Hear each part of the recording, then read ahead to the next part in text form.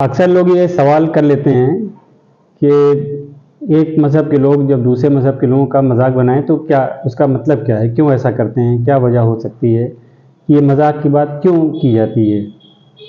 इसके बहुत से रीज़न्स हैं।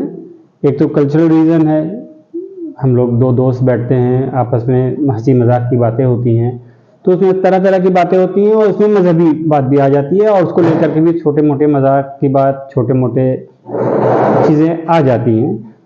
और वो कभी कभी थोड़ा सा हद से जब गुजर जाती है, हद से ज़्यादा हो जाती है, तो उस पर लोग एतराज़ भी कर जाते हैं, लेकिन वो एक बस रूटीन फेज़ में होती है, मीन नहीं करते, लेकिन मजाक मजाक में ऐसी चीज़ें रहती जो होना तो नहीं चाहिए, करना तो नहीं चाहिए, लेकिन फिर भी वो चीज़ हो जाती है कि आदमी थोड़ा सा हद से गुजर जाता है तो मजाक ज़्यादा कर जाता है। दूसरा रीज़न होता है पॉलिटिकल।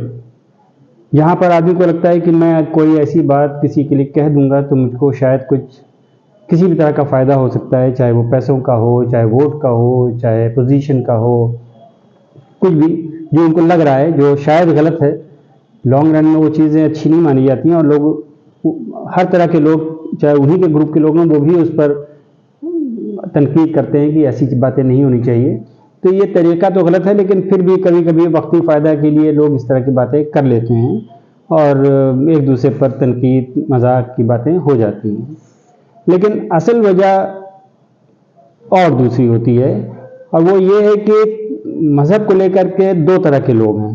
एक वो हैं जो कि मज़हब को मानते हैं और एक वो हैं जो मज़हब को नहीं मानते हैं। जो नहीं मानते उनको नास्तिक कहा जाता है, एथीस्ट। वो किसी को नहीं मानते, ना गॉड को, ना ईश्वर को, ना अल्लाह को, किसी को नहीं मानते। बस ये मानते हैं कि एक चीज़ है, बनी है दुनिया, हम लोग पैदा हुए हैं, हम लोग काम कर रहे हैं अपना। तो ऐसे लोग सारे मज़हब के लोगों के मजाक बनाते हैं।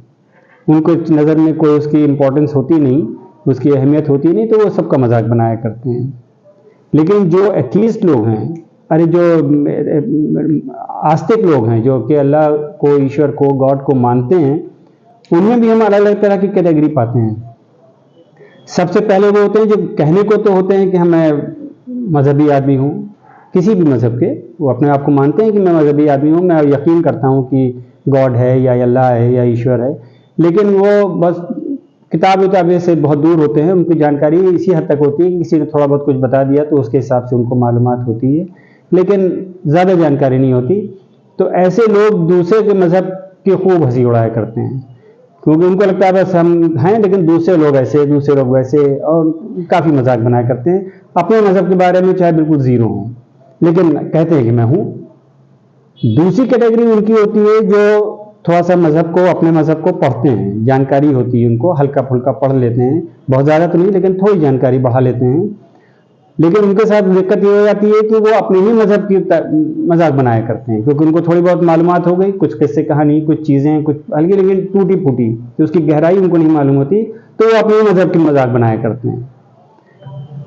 तीसरे वो होते हैं जो कि उन्होंने गहराई से अपने मज़हब का मुताला किया होता है, पढ़ाई की होती है, अपनी ओरिजिनल बुक जो उनकी अपने मज़हब की किताब है, सुनी सुनाई पे नहीं जाते, बल्कि उस किताब को पढ़ते हैं, उसकी गहराई को समझते हैं, उसकी फ़िलॉसफी को समझते हैं। ये ऐसा क्यों कहा जा रहा है, कोई चीज़ हमारे मज़हब की है, हमारे धर्म की है, हमारे रिलीजन की है, तो क्यों है, क्यों ऐसे ऑर्डर्स आ रहे हैं, क्यों लिखा गया है, ये बातें ऊपर वाले ने हमारे लिए क्यों भेजी है। जब वो उस गहराई में जाते हैं तो उनको असली धर्म का, अपने मज़हब का समझ आती है। ऐसे लोग कभी भी किसी भी मज़हब का मजाक नहीं बनाते, वो मना सकते ही नहीं। उनको मालूम है कि ये मज़हब की बात है, इसमें गहराई क्या है, इसकी फिलॉसफी क्या है, तो कभी किसी के मज़हब की बात को बुरा कह ही नहीं सकते।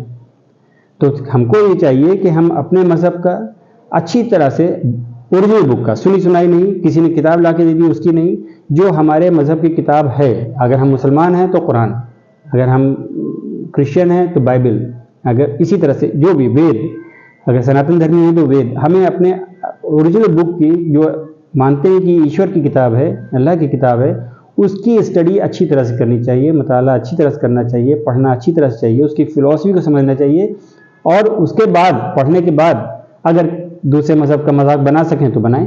वो बना ही नहीं सकते। उनकी गहराई में जब चले जाते हैं मज़हब में, तो वो दूसरे के मज़हब को भी बुरा नहीं कह सकते हैं, ये बात बिल्कुल तय है। इसके साथ ही एक छोटी सी कहानी इसी से रिलेटेड है, वो मैं आपको बता देता हूँ। एक फैमिली थी, माँ बाप, उनके 3 बच्चे थे, 3 बेटे थे, बहुत हिल मिल कर रहते थे आपस में। बच्चे धीरे धीरे बड़े हुए, जब बड़े हो गए तो किसी बात को लेकर के तीनों भाइयों में आपस में लड़ाई हो गई। और जाहिर सी बात है, जब लड़ाई होती है तो आदमी दिमाग तो फिर काम में आता नहीं है, वजह समझ में आती नहीं है, बस नाराज़गी होती है।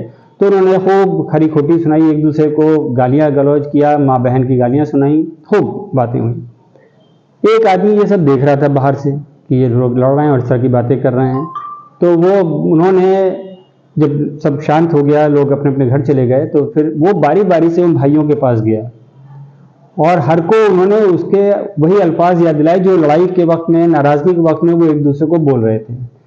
जिस वक्त वो उनको दूसरे भाई को के उनकी माँ को लेकर के, बहन को लेकर के या और बातों को लेकर के गाली गलौज कर रहे थे, उस वक्त वो इनडायरेक्टली अपनी ही माँ को कह रहे थे, अपनी ही बहन को कह रहे थे। सर शर्म से तीनों का झुक गया। उनको लगा कि मैं क्या कह गया। उस वक्त मैं समझा नहीं, लेकिन मैंने जब दूसरे को बुरा कहा तो कायदे से अगर देखा जाए तो वो अपने ही लिए वो चीज़ पलट के आ रही थी। इस चीज़ को समझना चाहिए। इस कहानी से मोरल ऑफ द स्टोरी ये है कि जब हम दूसरे को बुरा कहते हैं तो ये भी समझना चाहिए कि कहीं वो हमारे ऊपर भी लागू तो नहीं हो रही है। और यही जब हम गहराई से मज़हब को पढ़ते हैं तो हमें समझ में आता है कि सारे मज़हब जब ईश्वर के हैं, अल्लाह के हैं, तो कहीं पे आपस में इख्तिलाफात वक्त की बात तो हो सकती है, लेकिन ऐसी नहीं हो सकती कि मजाक बनाया जा सके। इस बात पर ध्यान देना चाहिए।